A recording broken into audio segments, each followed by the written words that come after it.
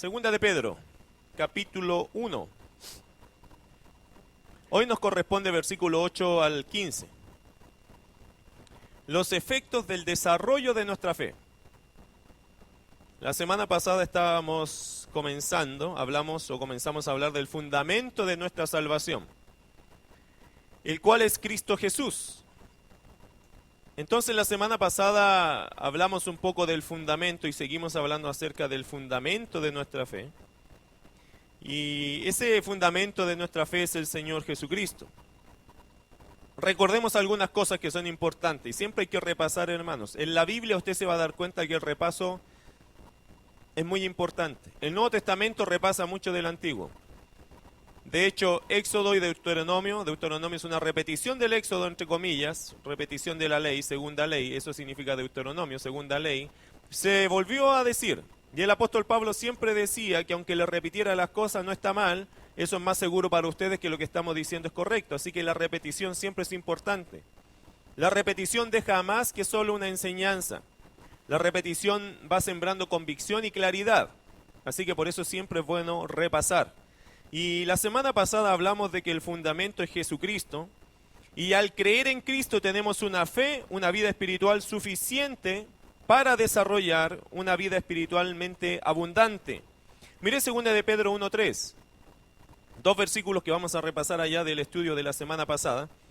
2 de Pedro 1:3, como todas las cosas que pertenecen a la vida y a la piedad nos han sido dadas por su divino poder, mediante el conocimiento de aquel que nos llamó por su gloria y excelencia, por medio de las cuales nos ha dado preciosas y grandísimas promesas para que por ellas llegaseis a ser participantes de la naturaleza divina, habiendo huido de la corrupción que hay en el mundo a causa de la concupiscencia. Tenemos todos los recursos espirituales a nuestra disposición, según el verso 3. Tenemos todas las cosas que pertenecen a la vida y a la piedad.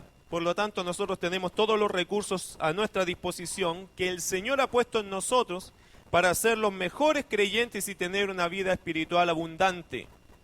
Y tenemos también, según 2 de Pedro 1:4, tenemos preciosas y grandísimas promesas. Y repasamos la semana pasada algunas promesas que el Señor nos ha dejado sobre la salvación y cómo el Señor ha cambiado nuestras vidas. De modo que si alguno está en Cristo, nueva criatura es. He aquí las cosas viejas, y aquí todas son hechas promesas del Señor para nosotros. Y Pedro estaba pensando quizá en otras promesas más que él mismo escribió en 1 de Pedro, capítulo 1, versículo 3 y 4. Bendito el Dios y Padre de nuestro Señor Jesucristo, que según su grande misericordia nos hizo renacer para una esperanza viva, por la resurrección de Jesucristo de los muertos, para una herencia incorruptible, incontaminada, inmarcesible, reservada a los cielos. ¿Para quiénes? Para vosotros. ¿Quiénes son vosotros? Los hijos de Dios, los salvos, los que el Señor ha rescatado. Por lo tanto, queridos hermanos, tenemos preciosas y grandísimas promesas. Todo esto, tenemos preciosas y grandísimas promesas, tenemos todo recurso espiritual a nuestra disposición. Todo esto con el fin de llegar a ser participantes de la naturaleza divina. Segunda de Pedro 1, versículo 4, la segunda parte dice, para que por ellas llegases a ser participantes de la naturaleza divina, habiendo huido de la corrupción que hay en el mundo a causa de la concupiscencia. Por lo tanto, estas palabras que Pedro escribió nos están enfocando en que todo esto el Señor lo dio para que nosotros participáramos de la naturaleza divina, que nuestra nueva vida en Cristo realmente sea algo notorio en nosotros.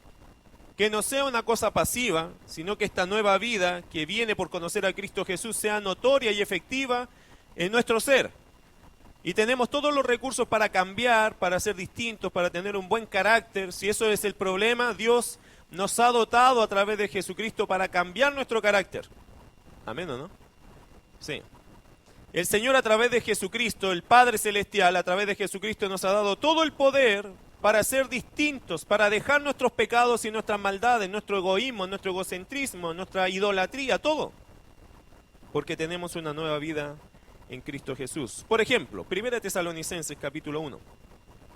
Algunas cosas que la obra de Cristo hace en las personas. 1 Tesalonicenses capítulo 1. Versículo 9 y 10. Se lo leo. Dice, porque ellos mismos cuentan de nosotros la manera en que nos recibisteis y cómo os convertisteis de los ídolos a Dios para servir al Dios vivo y verdadero y esperar de los cielos a su Hijo, al cual resucitó de los muertos, a Jesús, quien nos libra de la ira venidera. Mira qué hermoso el versículo 9, dice, ¿cómo os convertiste de los ídolos a Dios? ¿Se puede dejar la idolatría? Por supuesto, en Cristo uno la deja, porque sabemos que no es correcta ni es aprobada por Dios. Dios pone eso en tu corazón cuando te conviertes, tú dices, no, idolatría no más. ¿Voy a seguir a quién? A Dios, al Dios verdadero. Otro ejemplo, Efesios. En Hechos, la iglesia de Éfeso se formó. En el libro de Hechos usted va a ver ese acontecimiento. Hechos capítulo 19. Y esto solo por mencionarle algunas cosas que pasan en la vida de uno que ya se convierte, que se da cuenta que puede dejar las cosas que desagradan a Dios. Hechos capítulo 19, versículo 18 al 20. Y muchos de los que habían creído venían confesando y dando cuenta de sus hechos. Asimismo, muchos de los que habían practicado la magia trajeron los libros y los quemaron delante de todos. Y hecha la cuenta de su precio, hallaron que era 50,000 piezas de plata. Eso es casi incalculable. ¿Okay? Es una cantidad de plata que hoy día es difícil calcular. Mira el verso 20. Así crecía y prevalecía poderosamente la palabra del Señor. Hay gente que puede salir de la magia, de la brujería. Brujos consagrados pueden convertirse. Querido hermano, el Evangelio, ¿qué es el Evangelio según Pablo en Romanos 1:16? Poder de Dios para salvación. Y esa salvación incluye la redención y la transformación del individuo en todos sus aspectos. No solamente la salvación trae esta gracia de rescatarnos del infierno, sino también trae esa gracia de transformarnos en hijos de Dios, a la semejanza de Cristo Jesús. No es solo que nos salva, sino también nos santifica. Y esa santificación es un caminar hasta que nos encontremos con Jesucristo. La salvación tiene esa gracia, que nos salva, nos rescata del infierno, pero también nos transforma, nos cambia nuestra forma de entender la vida, de ver la vida, de vivir la vida, y nos lleva por un camino que se llama el camino de la santificación. La santificación progresiva, porque hay una santificación que ya la tenemos, que es en Cristo Jesús, que nosotros ya somos santos, en Cristo. Pero esa posición ahora tiene que ser práctica, yo tengo que vivirla. Y la gracia salvadora que tenemos nos permite hacerlo. Si no, no podríamos decir hoy día, hermano, usted tiene que ser santo. ¿Por qué podemos esperar que seamos santos? Porque tenemos un Dios santo que nos ha dado su gracia para alcanzar santificación por medio de Cristo Jesús. Ahora versículo 5, por esta relación que tenemos, en esta realidad que Pedro nos está enseñando, nos anima a crecer en nuestra fe. Por eso dice el verso 5, vosotros también, poniendo toda diligencia por esto mismo, por esta verdad, añadid a vuestra fe. Y eso de añadir a vuestra fe no significa que a mi fe le falta algo, porque ya tengo la fe salvadora. Yo sé que ya soy hijo de Dios. Lo que ahora Pedro nos está llamando es a practicar lo que yo tengo como recursos eternos dentro de mi vida. Una pregunta, ¿usted es hijo de Dios? Si es hijo de Dios, ¿tienes todos los recursos de Dios? Los tienes. ¿Y por qué dice entonces Pedro, añadid? Porque ahora hay que empezar a practicar lo que tengo, a vivirlo, a ponerlo en práctica, todas esas capacidades espirituales que transforman mi carácter. Y Dios me está diciendo a través de Pedro, ahora a practicar. Tienes todo. Tienes todo para ser el mejor creyente que tú pudieses ser. Tienes todo allá adentro. Entonces ahora empieza a descubrirlos. Por eso dice añadir. Es como, haz de esto una práctica real. Haz de esto algo real en ti, porque puedes hacerlo. No porque tú seas capaz, sino porque Cristo está en ti. ¿Entiendes la diferencia, no? Esto no es motivación externa. Esto es un avance de desarrollo de nuestro carácter interno.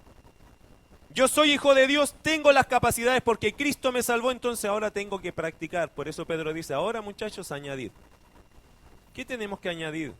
¿Qué tenemos que practicar? ¿Qué tenemos que ejercitar? Varias cosas. Por ejemplo, aquí Pedro hizo una lista, ¿cierto? Y es fácil estudiar la Biblia cuando te aparecen listas, porque tu tarea simplemente es descubrir qué significa cada cosa y tú sabes que eso ya es tu tarea. Es como cuando lo mandan a la feria. ¿Lo mandan a la feria a veces? A mí no, yo voy solito. Pero cuando voy solito, a mí no me mandan, yo voy solito. Pero me dan una lista. ¿Ah? Y es fácil ir a la feria con lista.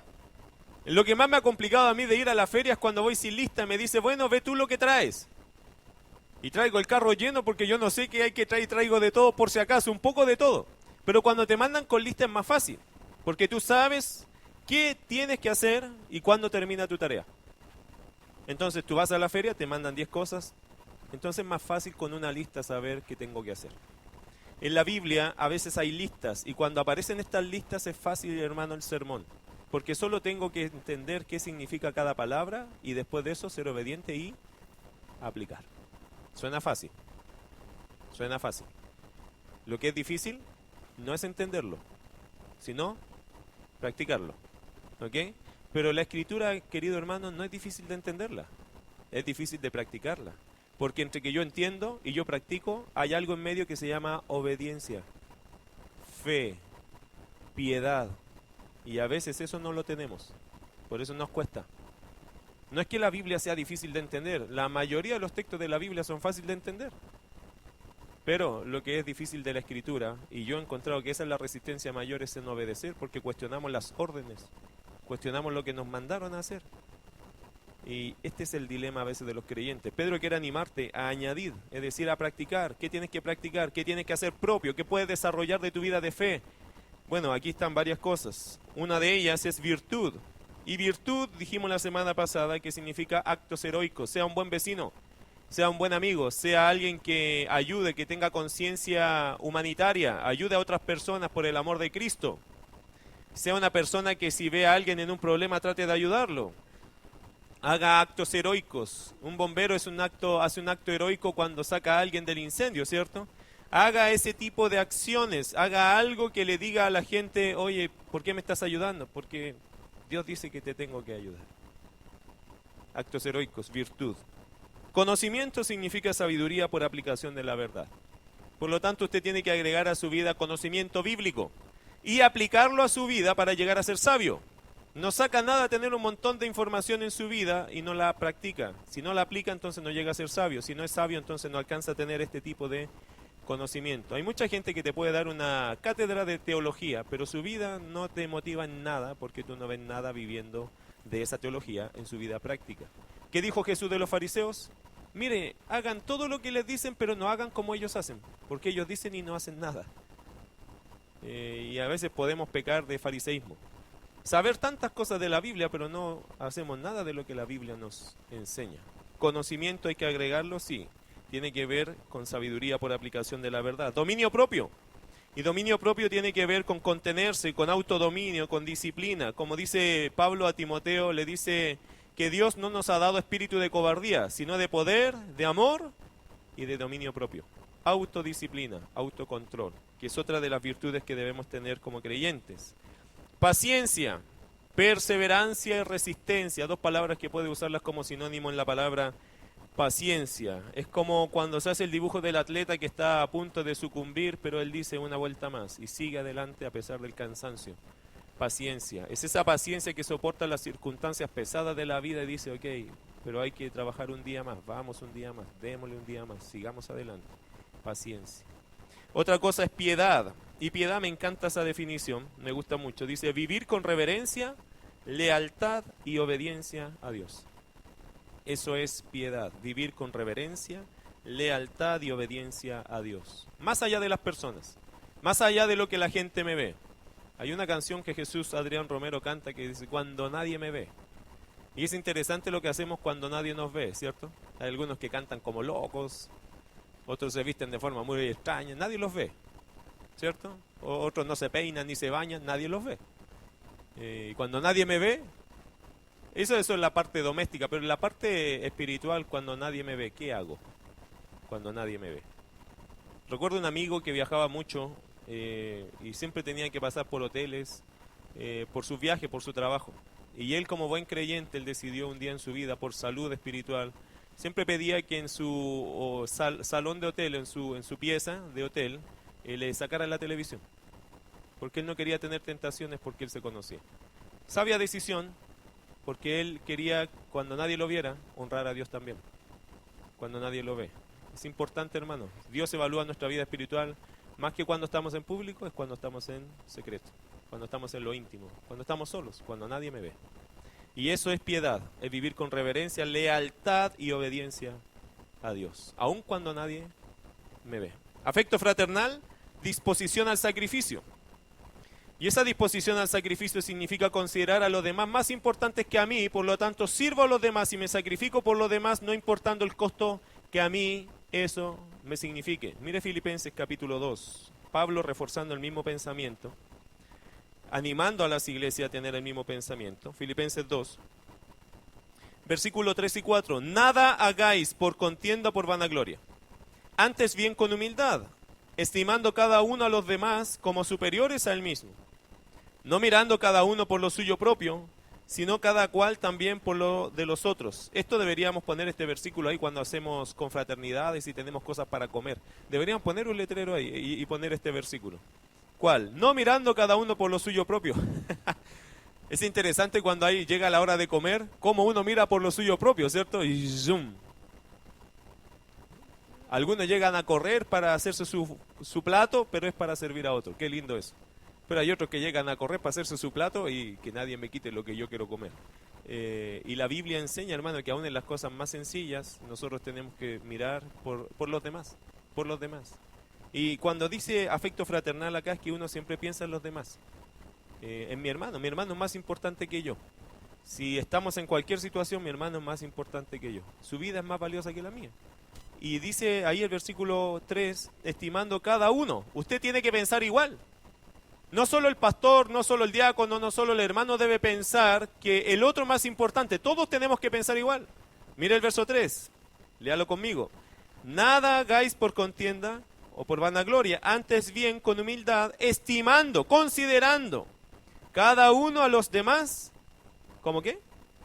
Como superiores a él mismo. Usted debe considerar que su hermano es más importante que usted. Y su hermano debe considerar que usted es más importante que él. Así la gente se lleva muy bien. Todos son más importantes que yo. Como la mamá cuando reparte la comida, ¿cierto? Le da a todos los demás y ella dice, si alcanza para mí bien y si no, bien. Mentalidad en este sentido de fraternidad. Así que, querido hermano, eso es afecto fraternal. ¿Y amor? Amor es fácil saberlo porque usted va a un pasaje de la Escritura que es el emblemático del amor, porque este amor es el amor de Dios. 1 de Corintios capítulo 13. Cosas que deben estar en nuestra vida. 1 de Corintios capítulo 13. Y si todos los creyentes tuviéramos esta mentalidad, seríamos otra calidad de vida. 1 Corintios 13:4, no les voy a predicar todo ese texto que me encantaría. Tengo la inclinación a predicar los pasajes completos, pero no lo voy a hacer. Verso 4, el amor es sufrido, es benigno, el amor no tiene envidia, el amor no es jactancioso, no se envanece. No hace nada indebido, no busca lo suyo, no se irrita, no guarda rencor. No se goza de la injusticia, más se goza de la verdad. Todo lo sufre, todo lo cree, todo lo espera, todo lo soporta. El amor nunca deja de ser. Poderoso es vivir en el amor de Dios. Y la verdad que el amor de Dios permanece y prevalece por sobre todo lo demás. Verso 13 de este mismo capítulo 13 de 1 Corintios dice, y ahora permanecen la fe, la esperanza y el amor. Estos tres, pero el mayor de ellos es el amor. Y ese no es un versículo romántico, es la verdad bíblica. La esperanza y la fe, un día cuando estemos en la presencia del Señor, ya no la necesitaremos usar. El amor sí. Seguiremos amando a Cristo por toda la eternidad. Bueno, ahora metámonos en el estudio que nos corresponde. Versículo 8. Todo esto Pedro lo mencionó y ahora va a hablar de los efectos de este desarrollo de nuestra fe. Versículo 8. Porque si estas cosas están en vosotros, fíjese la palabra, la expresión estas cosas, ¿cuántas veces se repite? Se repite en el verso 8, se repite en el verso 15, se repite en el verso 12. Estas cosas se repiten en el verso 10. Estas cosas. Querido hermano, póngale acento a estas cosas que recién mencioné. ¿Cuáles? Virtud, conocimiento, dominio propio, paciencia, piedad, afecto fraternal, amor. Póngale atención a practicar estas virtudes. ¿Por qué? Porque tienen un efecto en el desarrollo de nuestra fe. Y aquí Pedro va a mencionar efectos positivos y efectos negativos. Por ejemplo, ¿cuáles son los positivos? Versículo 8. Porque si estas cosas están en vosotros y abundan, ¿qué dice? No os dejarán estar ociosos, ni sin fruto en cuanto al conocimiento de nuestro Señor Jesucristo. ¿Cuáles son los efectos positivos? Primero, fruto. Fruto. ¿Qué fruto? ¿Qué vamos a ganar? Una vida cristiana que impacta a otras personas. Una vida cristiana abundante. Eso estamos ganando. Estamos ganando impactar a otros porque dice la Biblia que no quedaremos sin fruto en cuanto al conocimiento. Y aquí la palabra conocimiento no es solo que yo voy a saber más de Cristo, sino que voy a poder mostrar con mi vida más a Jesús. Seré más como mi Salvador. Si yo añado esto y abundo, no es solo el hecho que voy a conocer más como conocimiento. No es sentarse a leer la Biblia acá, aquí es pararse a practicar. Y en eso que practico yo entiendo más y logro conocer más como Cristo padeció y pasó la vida y sufrió y se entregó. Voy a ser más parecido a Él, por lo tanto. Voy a agarrar un carácter distinto. Voy a agarrar un carácter divino que, por cierto, no me va a dejar sin fruto porque eso va a ir impactando a personas. Tanto con mi actitud como con mis palabras. Mire, hermano, que a veces la gente escucha tus palabras, pero las palabras no tienen peso. No tienen poder. Porque no tienen la autoridad de tu práctica.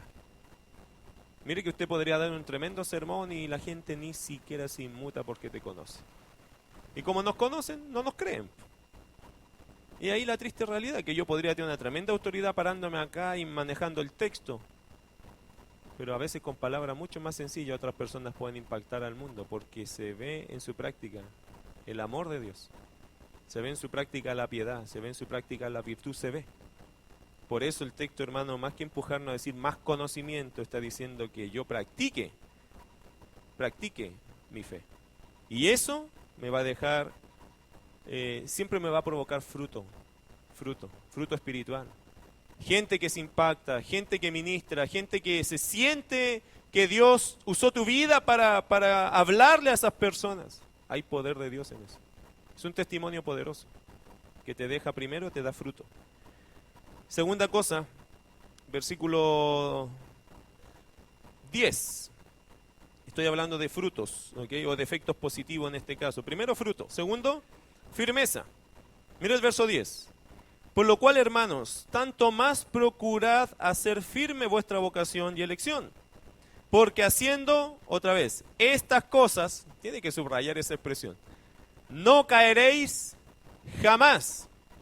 ¿Le gustaría tener una vida firme? Que no caiga jamás. ¿Qué significa en este contexto no caer jamás? Significa, hermano, no tener dudas, ni incertidumbre, ni desesperanza, hablando de su relación con Dios. Significa no tener inseguridad acerca de su relación y de su salvación con Cristo. Significa estar seguro, yo sé que soy un hijo de Dios. Yo veo la obra de Cristo en mí. Y eso me hace no caer jamás.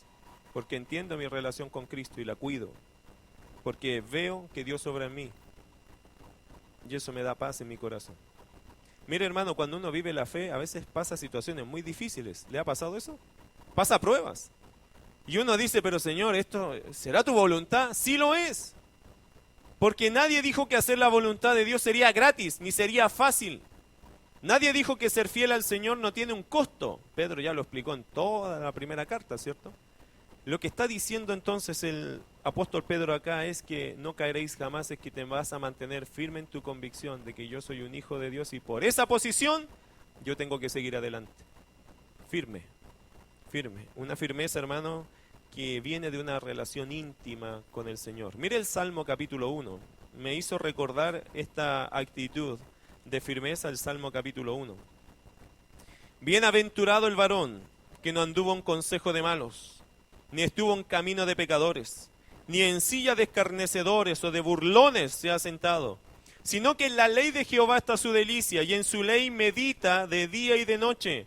Será como árbol plantado junto a corrientes de aguas, que da su fruto en su tiempo, y su hoja no cae, y todo lo que hace prosperará. Qué bendición ser una persona que no fomenta la vida mundana, sino que alimenta su vida espiritual, su relación práctica con Cristo, que está concentrado en honrar al Señor, no caerá jamás. Así que tiene dos efectos positivos en la vida de uno que guarda estas cosas, que procura esto y que practica su fe, que desarrolla su fe y la lleva a cumplir con estos principios que están aquí. Fruto, firmeza y una cosa más, confianza eternal o confianza al asomarse a la eternidad o pensar en la eternidad. Versículo 11. Porque de esta manera, ¿de cuál manera? Desarrollando mi fe, añadiendo a mi fe, trabajando en esa fe, no para salvarme, sino para ser santo, porque ya soy salvo, ¿cierto? Esto es para ser santo, no para ser salvo, ya somos salvos, es para ser santo.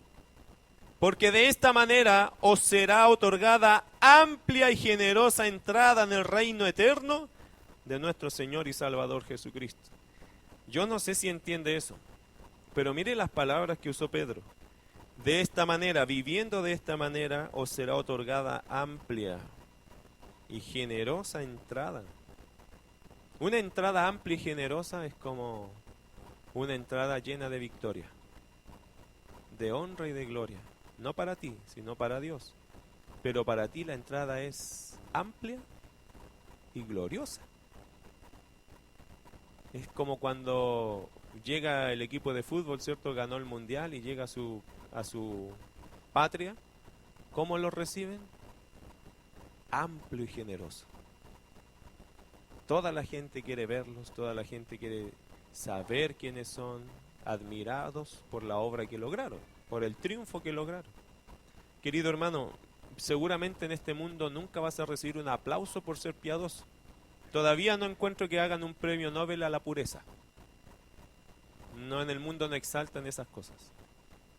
Pero te digo algo, cuando uno llega al cielo, es ahí donde se va a ver toda la inversión y sacrificio que hiciste. Y el que ha luchado por tener una buena vida con Dios, que le agrade a Dios, va a recibir una amplia y generosa entrada en el reino eterno. Amplia y generosa porque será así, y amplia y generosa porque tú estarás feliz de estar con Dios. Mire que hay algunos creyentes hoy día que no les gustaría morirse hoy, porque tienen temas pendientes. Si el Señor viniera hoy, ¿estaría feliz usted? Algunos que no, que dirían, no, hoy día no, hoy día no, porque hoy día no. Deme tiempo, mañana a lo mejor, pero hoy día no. Lo que pasa, hermano, es que Dios no va a decidir esperándonos a nosotros.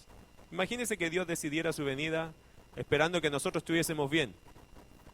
Sí que va a ser eterna esa venida. Entonces el Señor viene.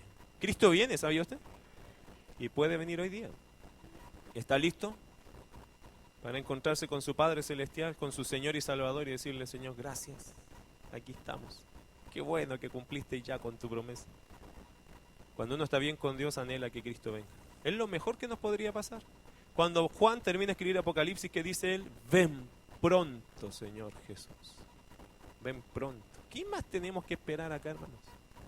No hay nada mejor en esta vida que lo que el Señor nos promete en la eternidad. Eso va a ser precioso. Esta semana partió una amiga del pastor David Hernández junto a Lorena. Partió una niña, la Poli, que tenía problemas severos de respiratorios y murió ayer. Y yo estuve con ella el día jueves. Y mira, hermano, qué difícil a veces la vida. Estuve con ella, ella no podía hablar. Yo le hablaba, ella estaba con muy buen ánimo ese día. Fue su último buen ánimo que tuvo. Y le animaba a algo, le decía a Poli, mira, no importa las circunstancias como se vengan, lo más importante de aquí hasta que el Señor venga es ser fiel. Ser fiel.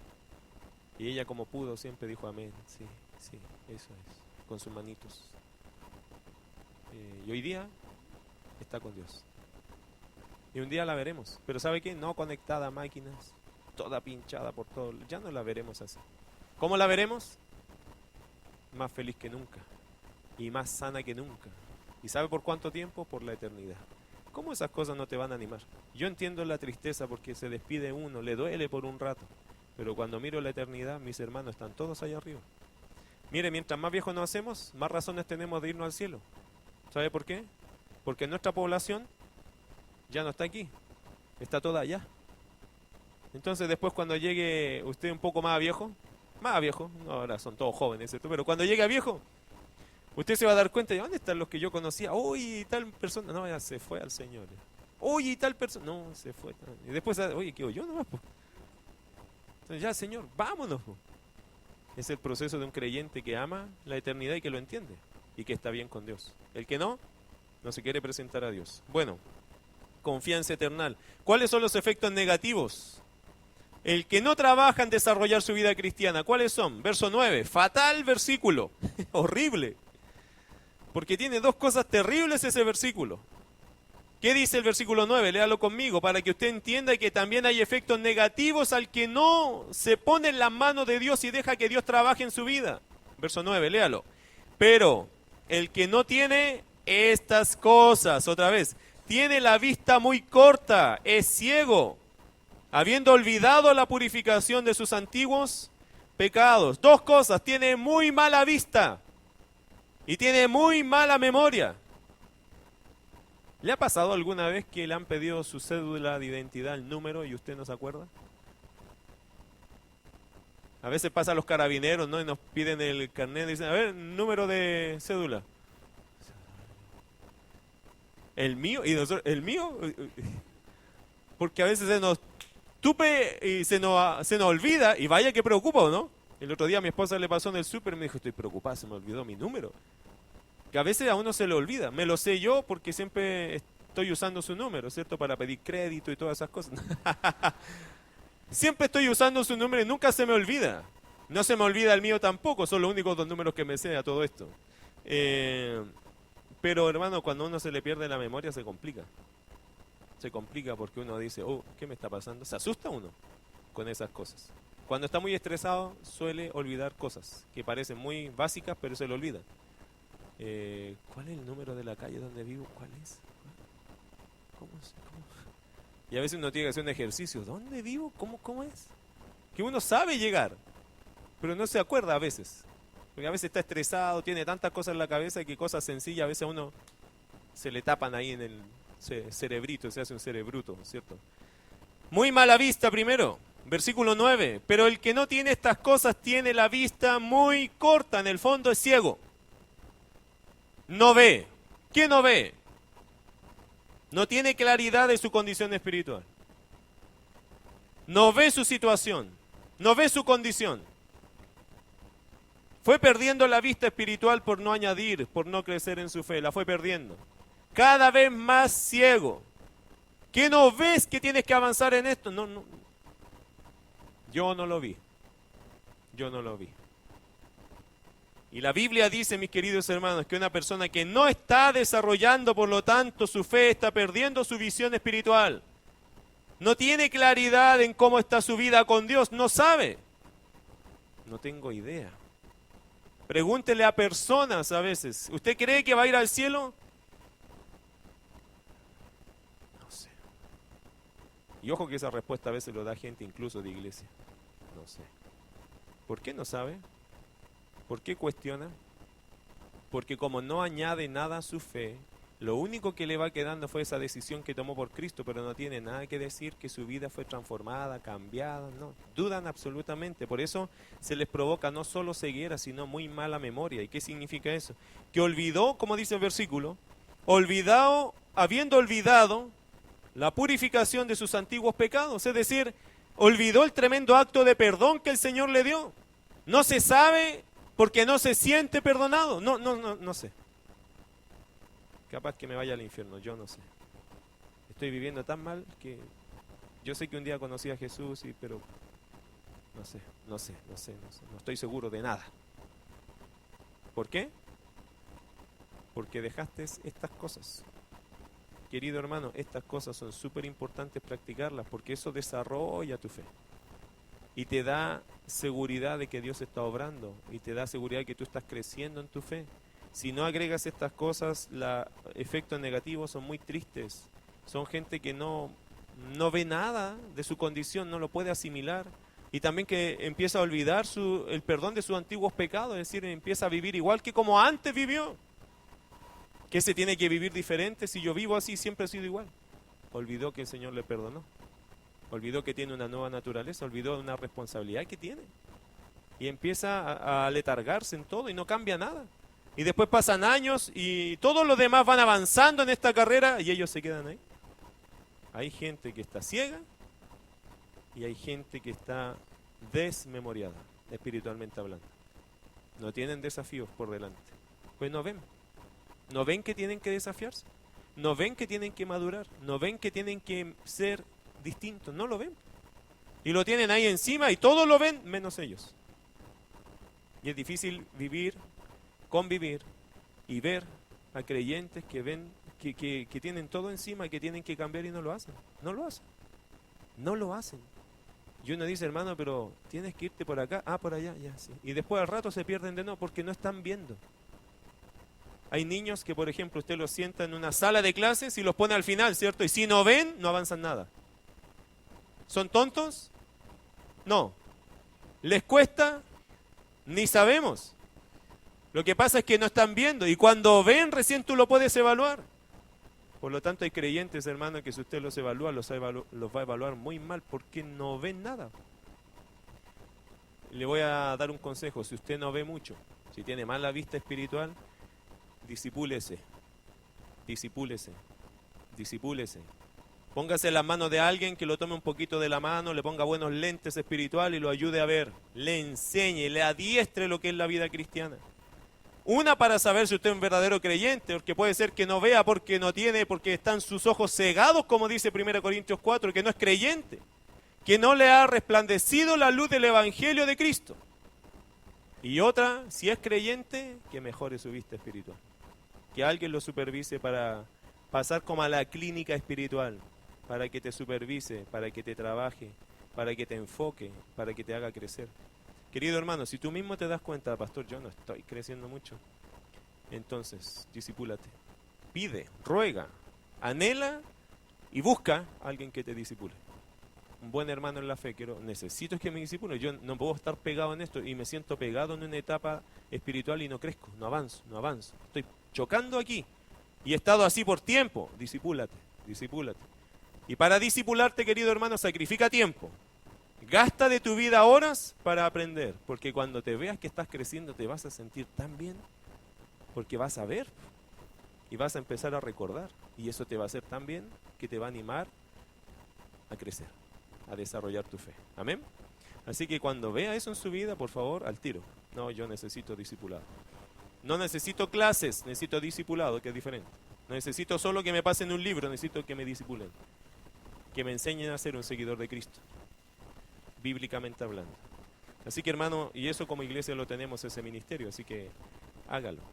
Si se nota y se ve medio ciego y medio lento, espiritualmente hablando, ¿ok? La otra parte no la podemos arreglar nosotros, ahí hay otras cosas que puede hacer. Conclusión, verso 13 en adelante y terminamos. Pues tengo por justo, verso 12 dice, por esto yo no dejaré de recordaros siempre estas cosas, otra vez. Aunque vosotros las sepáis, mira, no es que no las sabían, pero es bueno recordarlas. Y estéis confirmados en la verdad presente, pues tengo por justo, en tanto que estoy en este cuerpo, el despertaros con amonestación, sabiendo que en breve debo abandonar el cuerpo, como nuestro Señor Jesucristo me ha declarado. También yo procuraré con diligencia que después de mi partida vosotros podáis en todo momento tener memoria de estas cosas. Pedro hizo un trabajo muy hermoso. Y él procuró, y Dios le respondió su anhelo, de que estas cosas quedaran escritas, para que cuando él ya no estuviera, nosotros las pudiésemos tener. Mire qué bendición.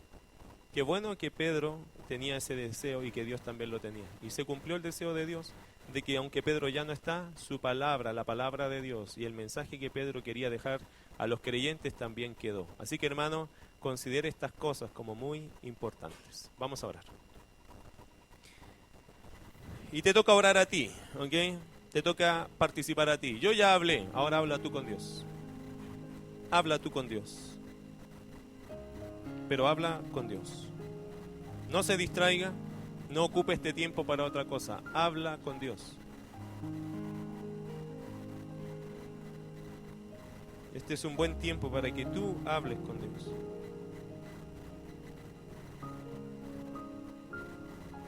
Es en este tiempo que nosotros arreglamos cuentas y confesamos a Dios. Porque yo no sé lo que está pasando, lo que tú estás pasando, yo no lo sé.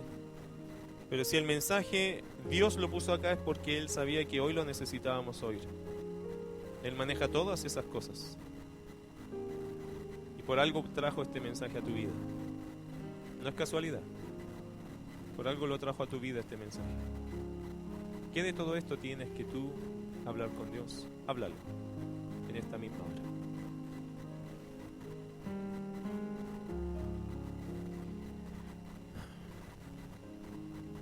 Gracias por tu iglesia, Señor. Gracias porque oran, porque escuchan el mensaje. En este lugar, Señor, tú has puesto bellas personas. Yo estoy tan feliz, Señor, de servir en esta iglesia. Siento que aquí hay bellas personas. Personas, Señor, que te conocen, la mayoría de ellos, y los que no te están conociendo. Gracias por eso. Gracias porque gente más y más está entendiendo tu palabra y me gozo por eso. Te pido que les des prontamente el entendimiento claro y la salvación eterna. Gracias, Señor, por aquellos que aún en este lugar no te han recibido, pero están queriendo conocerte más. Te pido que pronto traigas salvación a su vida. Y si hoy es el día, Señor, que nos permitas tener testimonio de eso. Con sus ojos cerrados, solo quiero hacer esta pregunta. ¿Te gustaría entregarle tu corazón a Cristo y tener vida eterna? Si no lo has hecho, si no has pedido esa gracia de Dios, o si no estás seguro de eso, ¿te gustaría hoy día irte seguro de este lugar, de que el Señor te ha dado perdón y vida eterna? Si es así, si lo sientes en tu corazón y lo entiendes como una gran necesidad de tu vida, levanta tu mano y bájala rápidamente. Me gustaría orar contigo. Amén. Gloria a Dios.